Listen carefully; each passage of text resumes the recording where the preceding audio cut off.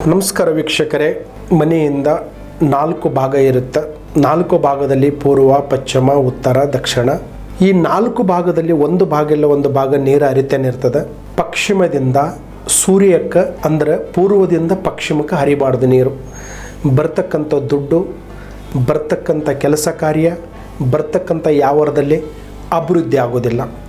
ಮತ್ತು ಪಶ್ಚಿಮದಿಂದ ಪೂರ್ವಕ್ಕೆ ಹರಿದ್ರೆ ನೀರು ನಿಮಗೆ ಧನ, ಹಣ, ಜನಾಕರ್ಷಣ, ಲಕ್ಷ್ಮಿ ಆಕರ್ಷಣ ಖಂಡಿತವಾಗಿ ನಿಮಗೊಂದು ದೇವಾಲಯದಲ್ಲಿ ನೋಡಿ, ಕೆಲವು ಹೊರನಾಡು ಅನ್ನಪೂರ್ಣೇಶ್ವರಿ ನೋಡಿ ಮತ್ತು ಚಾಮುಂಡೇಶ್ವರಿ ತಾಯಿ ನೋಡಿ, ಕೆಳಭಾಗದಲ್ಲಿ ಪೂರ್ವಕ ಮುಖ ಮಾಡಿ ಒಂದು ಡೌನ್ ಇದ್ದರೆ ನಿಮಗೆ ಧನಪ್ರಾಪ್ತಿ ಒಳಗಡೆ ಆಯಿತು, ಲಕ್ಷ್ಮಿ ವಿಚಾರದಲ್ಲಿ ಆಯಿತು, ಯಾವೂರದಲ್ಲಿ ಆಯಿತು, ನಿಮ್ಗೆ ಅಭಿವೃದ್ಧಿ ಆಗ್ತದೆ.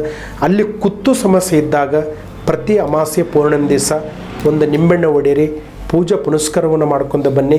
ಏನಾದರೂ ಕೆಟ್ಟದ್ದು ಪರಿಹಾರ ಆಗಬೇಕಂದ್ರೆ, ಏನಾದರಲ್ಲಿ ಒಂದು ಶಕ್ತಿ ಪರಿಹಾರ ಆಗಬೇಕಂದ್ರೆ ಅದಕ್ಕೆ ದೂರ ಮಾಡಿಸೋಕ್ಕೊಂದು ಪರಿಹಾರ ತೊಗೋಬೇಕು. ಈ 4 ದಿಕ್ಕಲ್ಲಿ 4 ಒಳ್ಳೆಯ ದಿಕ್ಕು, 4 ಕೆಟ್ಟ ದಿಕ್ಕಿದೆ. ಆ ದಿಕ್ಕಿನ ಸಮಾಚಾರ ಏನಂತ ನೀವು ಒಳ್ಳೆ ಕಡೆ ತಿಳ್ಕೊಂಡು ಪರಿಹಾರ ತೊಗೊಳ್ಳೋಕ್ಕೊಂದು ಅವಕಾಶ ಮಾಡಿಕೊಳ್ಳಿ. ಎಲ್ಲರಿಗೂ ಒಳ್ಳೆಯದಾಗಲಿ ಅಂತ ನಮ್ಮ ಮಾರ್ಗದರ್ಶನ. ನಮಸ್ಕಾರ.